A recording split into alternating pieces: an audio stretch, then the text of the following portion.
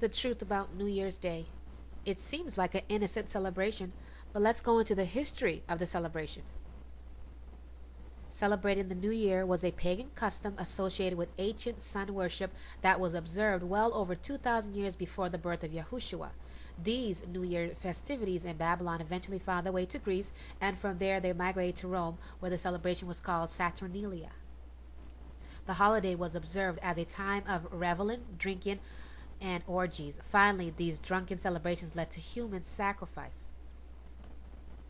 Sun worshiping, the reason New Year's Day was changed from spring, according to the Bible, to the dead of the winter, January. The Romans went through several versions of calendars in which they inevitably changed the first day of the year to January 1st. Caesar also adopted January 1st as the first day of the new year. The Julian calendar became the basis for our current calendar. New Year's symbols.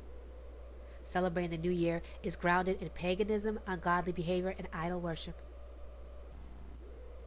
The modern celebration of New Year's Day carries on ancient traditions.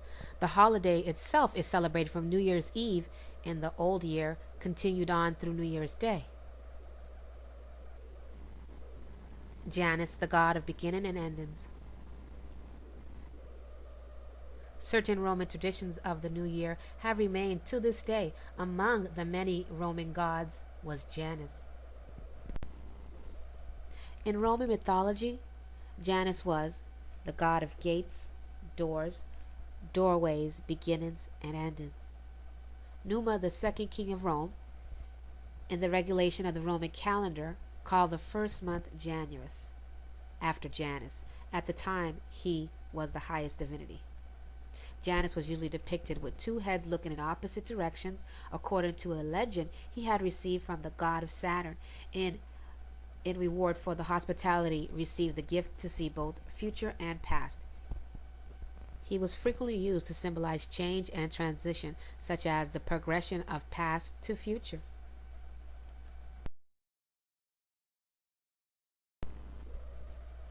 The New Year's baby.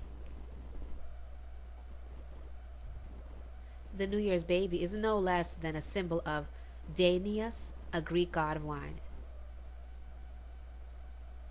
It was in his honor that the Greeks held the festival of wine press in January. More than any other holiday, New Year's Day holds the record for the most alcohol consumed in any one day. As sophisticated as we might think our society is in our modern age, we are still worshiping the god of alcohol. The symbol of a baby for the new year was common in pagan practice.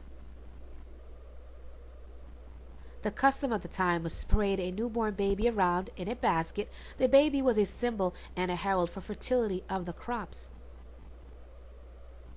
The Catholic Church disallowed it for centuries. Eventually, these religious leaders gave in to the pressure, allowing infants to be used during celebrations that took place during this time of year, but with one adjustment. The New Year baby was transformed into the baby of Bethlehem, a symbol of Christ. Father Time. Another symbol of the New Year's Day is known as Father Time. This white-haired man carrying a scythe is a prominent figure at this time of year. He is playfully displayed with an hourglass or a clock and symbolizes the passing of life and time from one year to the next. In reality, this quaint character is actually another Greek god known as Cronos. It is from his name that we get the word chronograph, related to the measurement of time. Cronos came to be known as the Grim Reaper. Originally, Cronos was thought to only reap little children in a mythical kind of cannibalism.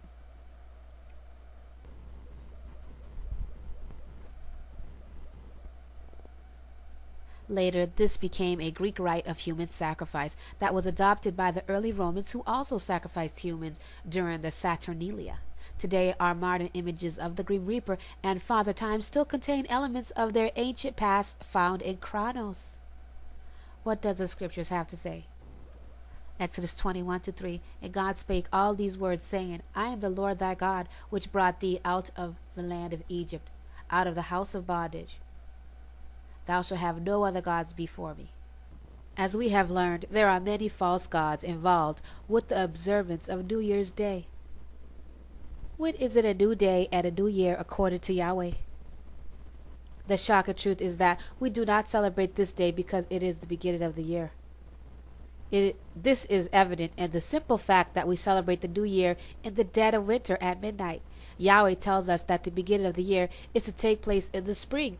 If you read Exodus 12, 1-2, and the Lord spake unto Moses and Aaron in the land of Egypt, saying, This month shall be unto you the beginning of months. It shall be the first month of the year to you. The next day, according to the Bible, is not at midnight in the evening.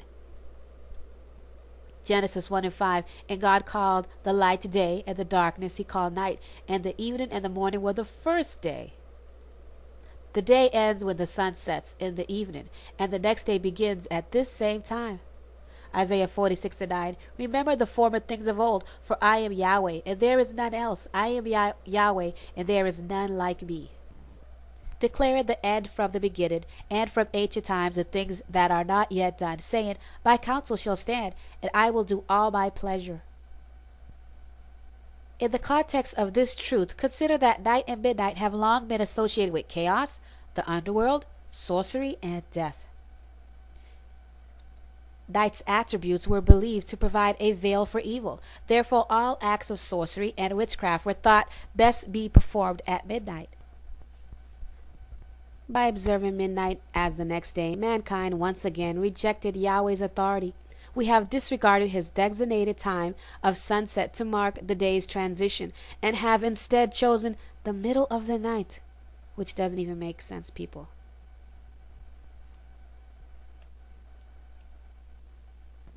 Keep Yahweh's commandments.